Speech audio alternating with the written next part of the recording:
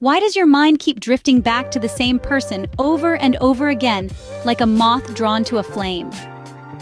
Welcome to the intriguing world of obsession, a phenomenon that we've all experienced at one point or another.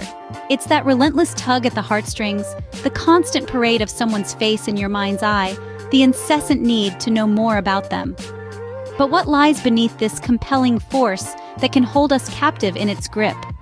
Well, it's a potent cocktail of biological and psychological elements, from a surge of hormones that spark attraction to the labyrinth of neural pathways that foster emotional connections. Our bodies are built to bond. On the psychological front, elements like familiarity, curiosity, and the human desire for connection come into play. Obsession, in essence, is a complex dance between our minds and bodies, and it's time to delve into the science behind why we obsess over someone. Our brains, complex as they are, play a pivotal role in who we obsess over. This intricate network of neurons, circuits, and chemicals is not just the seat of our intelligence, but also the source of our emotions, including obsession. Let's delve into the world of neurotransmitters, the chemicals that transmit signals from one neuron to another. Three major neurotransmitters involved in feelings of obsession are dopamine, serotonin, and oxytocin. Dopamine, often called the feel-good neurotransmitter, is associated with pleasure and reward. When we think about someone we're infatuated with, our brains release dopamine, making us feel good and encouraging us to think about them even more. It's akin to the euphoria experienced by gamblers or chocolate lovers, and it can be quite addictive. Next up is serotonin, a neurotransmitter that helps regulate mood.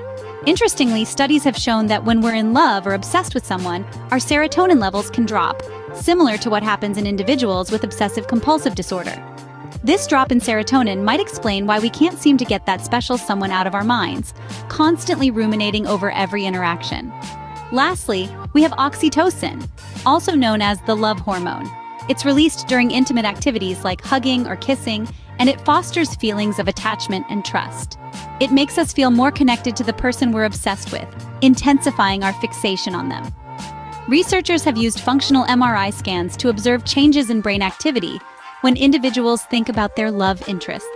These studies reveal activation in areas associated with reward and motivation, further reinforcing the role of brain chemistry in obsession. In essence, our brains are wired to reinforce these obsessive thoughts.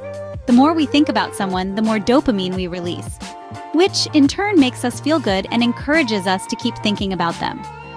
It's a self-perpetuating cycle. So, our brain chemistry can indeed make us prisoners of our own thoughts, leading to obsession. Our brains, in their quest for pleasure and connection, can inadvertently lead us down the path of unrelenting fixation. But it's not just about brain chemicals. Our mind's interpretations and experiences matter too. When we dive into the psychology of obsession, we find that it's intricately tied to our attachment styles, past experiences, and unmet needs. Attachment styles developed in our early years play a significant role in how we form bonds with others. These styles can be secure, anxious, or avoidant, and they shape our relationships throughout our lives. If we have an anxious or avoidant attachment style, we could be more prone to developing obsessions, craving closeness, or fearing rejection. Our past experiences also contribute to this intricate equation. If we've faced rejection, abandonment, or unrequited love, we might become obsessed with someone who gives us a sense of validation, a feeling of being wanted.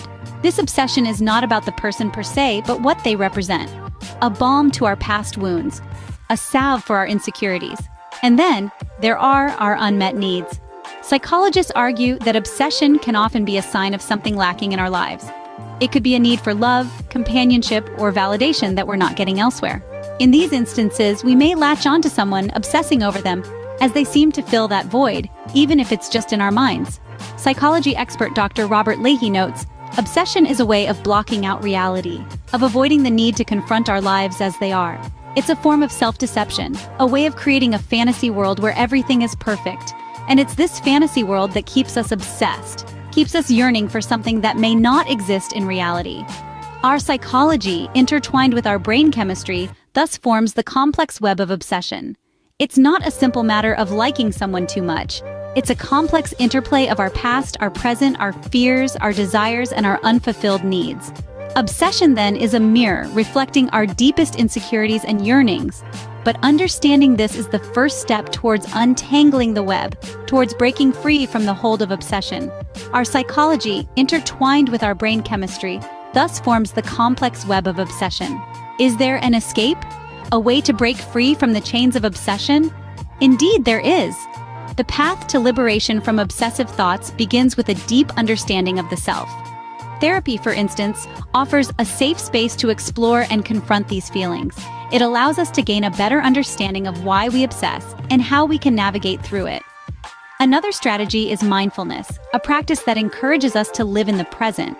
By focusing on the here and now, we can train our minds to let go of constant thoughts of others. Additionally, focusing on self-improvement can provide a beneficial distraction. It redirects our energy towards personal growth and development, fostering a healthier mindset. All these strategies are rooted in one fundamental truth. Understanding why we obsess is the first step towards overcoming it. Remember, knowledge is power. Understanding why we obsess over someone is the first step towards gaining control over our thoughts. So why do we obsess over someone? It's a complex interplay of brain chemistry and psychology. We've journeyed through the fascinating world of the human mind, exploring how our brain's intricate dance of chemicals can fuel obsession and the psychological factors that can intensify this phenomenon. We've learned that obsessions, while a common part of human experience, can become disruptive when they take up too much of our mental and emotional energy. We've also touched on the importance of recognizing when an obsession crosses the line and becomes harmful.